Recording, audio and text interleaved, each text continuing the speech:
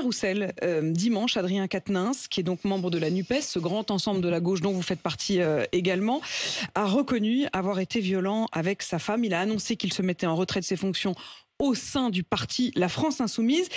Et depuis, on se pose même la question de savoir, en tout cas Sandrine Rousseau se pose la question de savoir s'il n'y a pas aussi une autre affaire qui serait une affaire Julien Bayou. Je voudrais qu'on écoute ce que Sandrine Rousseau a dit hier à propos de votre collègue, le patron d'Europe Écologie Les Verts. Au moment où j'ai reçu cette femme, elle était dans un état vraiment très déprimé, voire vraiment très mal, quoi, très mal. D'ailleurs, elle a fait une tentative de suicide quelques semaines après, tellement elle allait mal.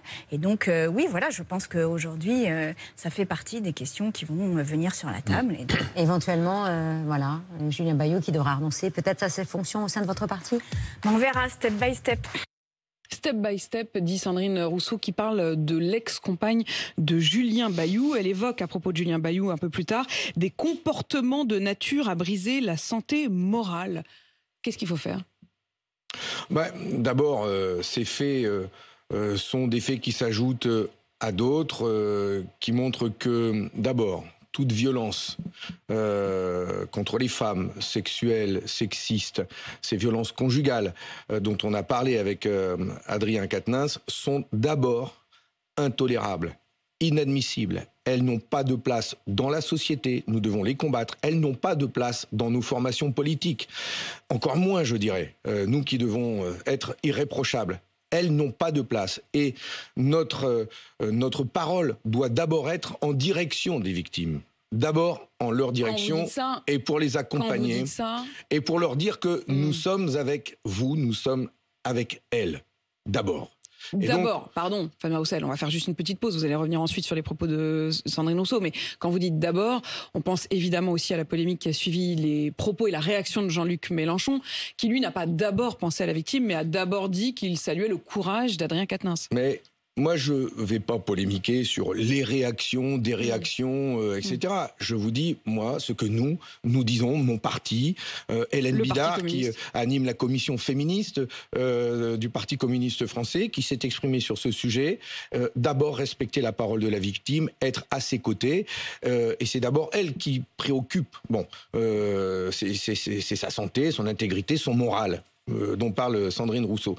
Ensuite, la manière dont les partis politiques, mais je dirais même les syndicats, je pourrais même dire les entreprises, là où il y a des collectifs de personnes, parfois beaucoup de monde, où on vit ensemble, on travaille ensemble, on milite ensemble.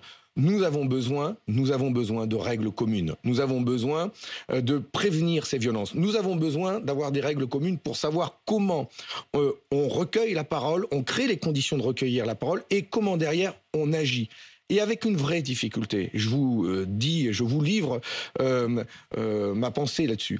C'est que nous sommes amenés à faire la justice sans être la justice. Nous sommes amenés à prendre des décisions d'exclusion, de démission, de retrait de responsabilité pour un chef d'entreprise, de licenciement. Et nous ne sommes pas la justice. Et donc, moi, j'appelle sincèrement à ce que l'on puisse y réfléchir collectivement, à créer un cadre pour ça, avec peut-être une justice spécialisée, adaptée, pour tenir compte d'abord de cette libération de la parole qui nous fait tant de bien après le MeToo, mais qui nous donne des règles pour pouvoir agir, réagir, mais sans que l'on nous demande de nous substituer à la justice. La justice doit être adaptée. Elle doit pouvoir se saisir rapidement. Elle doit pouvoir juger rapidement aussi. Mener des enquêtes, établir des faits et prononcer des sanctions. Et ces sanctions, nous devons les établir collectivement. Une sanction qui doit conduire à l'inéligibilité d'un élu, à la démission de ses mandats. C'est à la justice de se prononcer. Mais